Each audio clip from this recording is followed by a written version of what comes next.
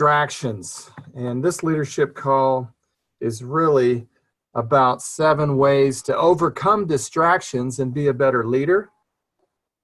So we'll talk a little bit about that. And these are super simple, but as I coach a few of you online, as I listen to some of the things that you struggle with, a lot of times it is related to distraction, and that's understandable. If you look at the explosion of technology in the last 10 to 20 years, mobile technology, wearable mobile technology. I don't have mine on right now, or I would demonstrate that. You have so much access to information. I mean, right here in this very phone, I probably have more I have the history of the world and all the knowledge of mankind down through the ages that I can access very rapidly, which is really cool in some respects, but it can really harm us in others. So let me just share a little bit about this. The connectivity is great, but there's also a dark side.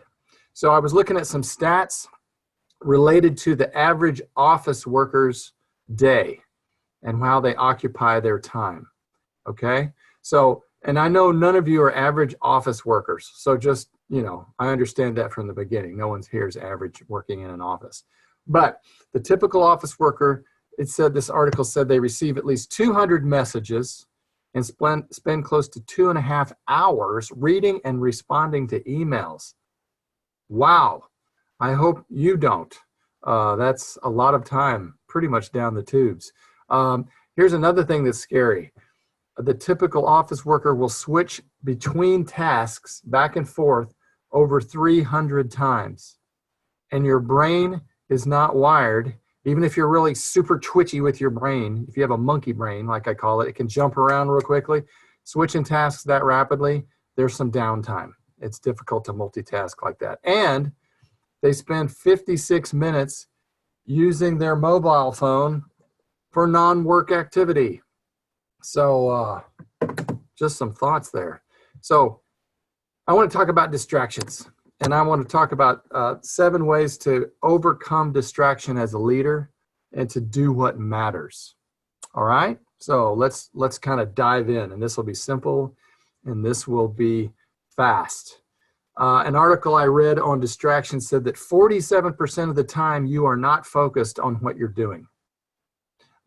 So that means in this 20-minute phone call or 25-minute phone call, about half the phone call, you will be perhaps looking at me, but not focused. You'll be thinking about, man, how did my day go? I wish I could have closed that client. You know, you'll be thinking about other things. When this is over, what will I do next? You know, or what am I going to have for lunch if you're over in the Philippines? I don't know. No, you won't think that. It's midnight almost. So anyway, you will be distracted as you listen to me. And that's kind of normal, but it hurts our ability as leaders to focus. If you give yourself over to trivialities, then distractions just rule your day, okay? And I want to tell you this is something to think about. I'll say a few important things as the call goes on. Here's one, maybe to write down or ponder. Leaders that chase urgencies neglect priorities. That's good. Some of you acted like you were writing that down. That's good. Thank you for acting. Leaders that chase urgencies neglect priorities. All right? So let's go through 7 ways, quick and easy ways to overcome distraction. And if these will work in your office environment, do them. If a few of the things that I covered don't. All right? So simple. He who has ears, let him hear. All right, number 1. That's out of the Bible. All right, number 1, establish no respond hours in your office. No respond. In other words, focus time in your office. Set those up.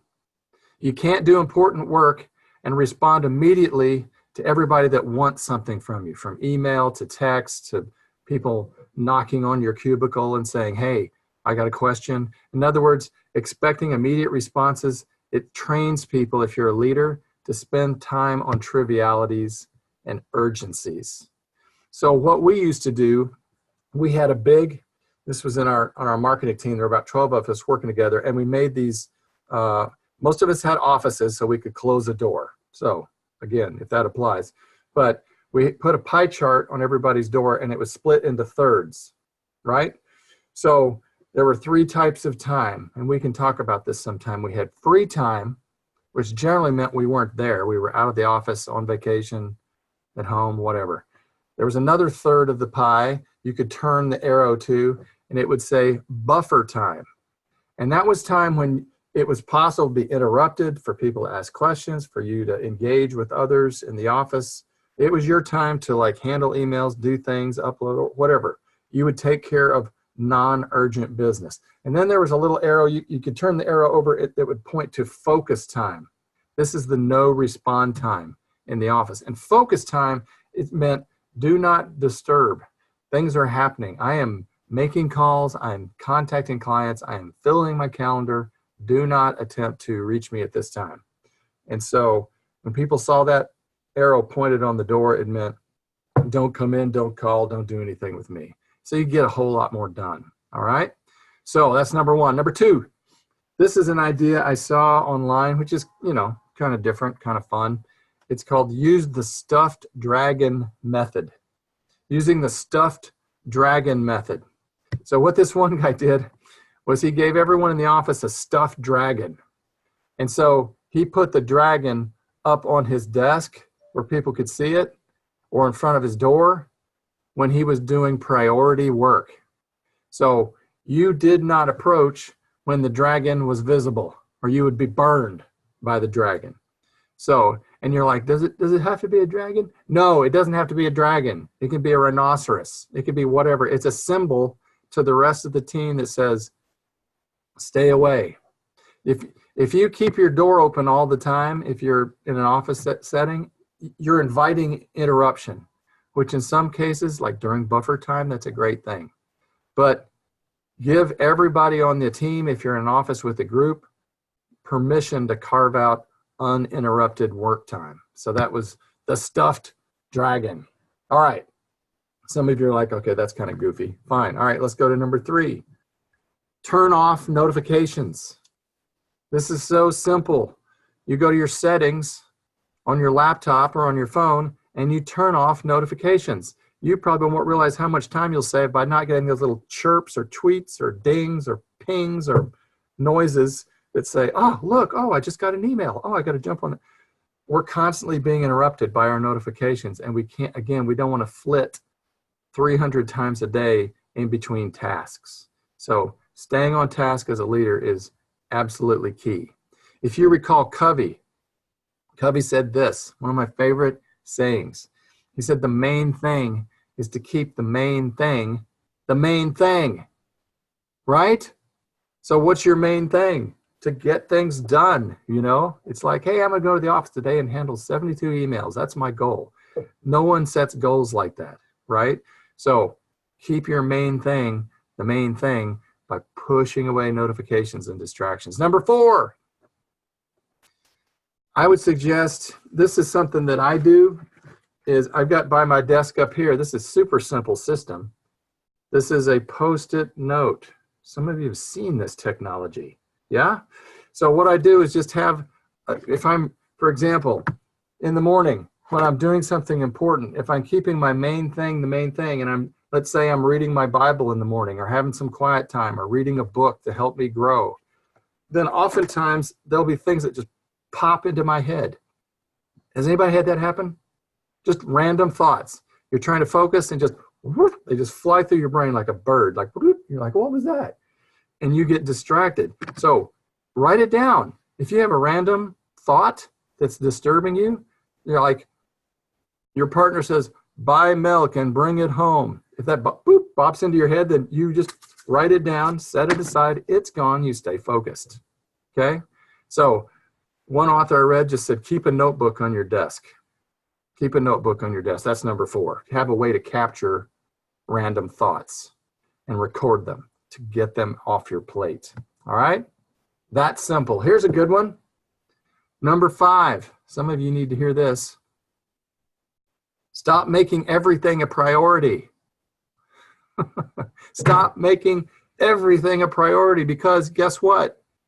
If everything's a priority, then nothing's a priority, right? Sometimes I get scared by some of the emails that are coming out because there's so much important stuff coming out to you guys at LGFG, and there's like urgent 22 asterisks, important, must read, all caps.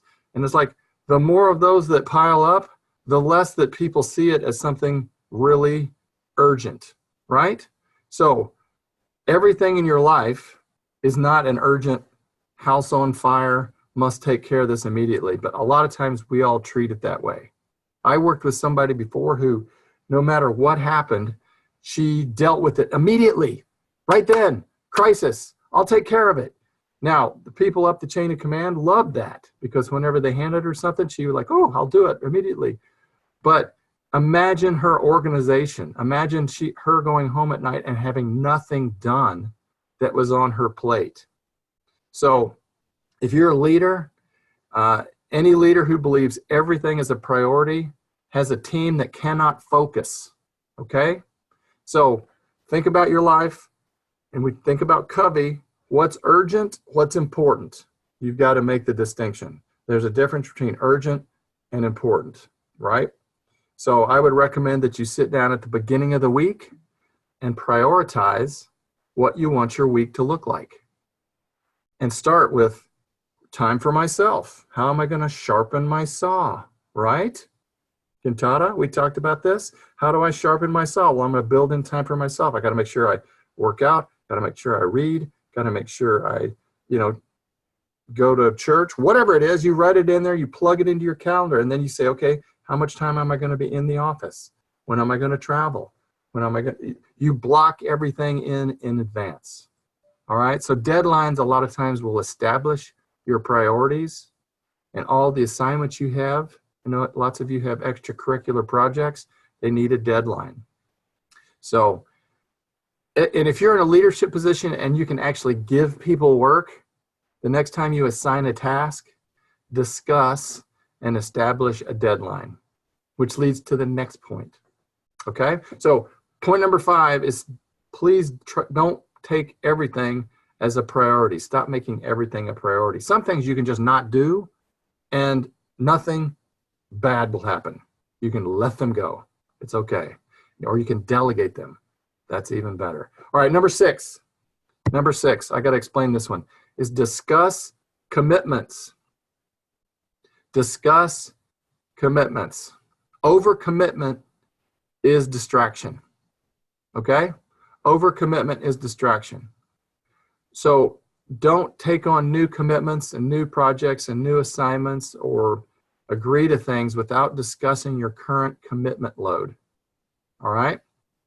I had a VP that I used to work with who was a smart guy, but I think his job was just to sit around all day in his office and think of new ideas. Oh, I had an idea. Let's try it. So he would constantly be walking in my office and saying, hey, I have this idea. I want you to ... And he would fill in the blank. And I was just like, yeah. It was great to have ideas, but it was oftentimes impossible to execute every idea that came across the desk. So here's what I did. I said, okay, here's my calendar. I'm working on these 5 commitments currently. Where would you like me to do this commitment? Or what would you like me to replace of these other 4 things you recommended to make sure I get this one done? Here you go. Oh, yeah, I forgot. Okay, well, how about in a week or so? Let's talk about it again. Whatever. But you have to let people know what you're working on. So discuss those commitments. Don't be like my friend who would just agree. Okay, that's another priority. Write it down. Here I go. I'm going to attack it. And then she'd go home and have a nervous breakdown every night. All right? So discuss your commitments. You can negotiate. All right. Here's number 7, and this will apply to you clothiers who are out in the field, which makes sense. Schedule a 5 to 10 minute buffer between meetings. And you're like, oh, I knew that. Okay. Do you do that? Schedule a 5 to 10 minute buffer.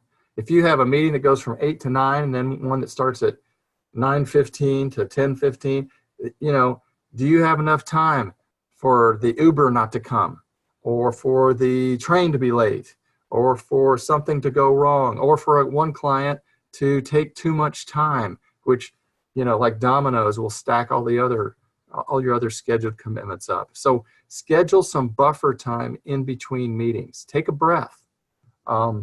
Take a short walk. I like to get to appointments and meetings 10 minutes early and just breathe. You know, you clear your head from the last meeting that you had, that last interview. Then you prepare, review your notes if you need them, and go into the next client fresh. But get that buffer time in there. So important. So those are like super simple. You get more done if you don't run from one task to the next. So I know that if you're in a like a high charged environment like LGFG, it's kind of go, go, go, let's make things happen, and that's all good. But you do need just a few seconds or minutes to exhale and prepare. You don't want to just be running and flying by the seat of your pants, as we would say. All right? So that's 7 ways to overcome distraction and do what matters. You want to establish some focus time in your office. If you want to use the stuffed dragon method, cool, or pick your own stuffed animal or not. Turn off notifications. Keep some kind of notebook or you can capture information, random thoughts somewhere, record them. Stop making everything a priority.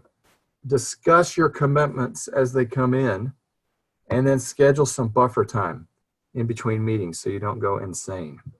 All right? So I want you to think about what distracts leaders and what distracts you in particular.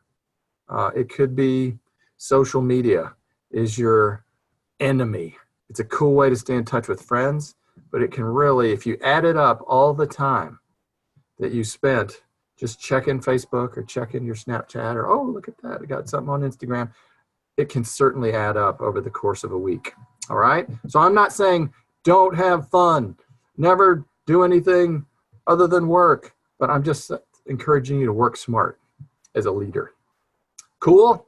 Questions, comments, thoughts from the group about distractions or things that you've had to deal with that you overcame or you're working on? Anybody?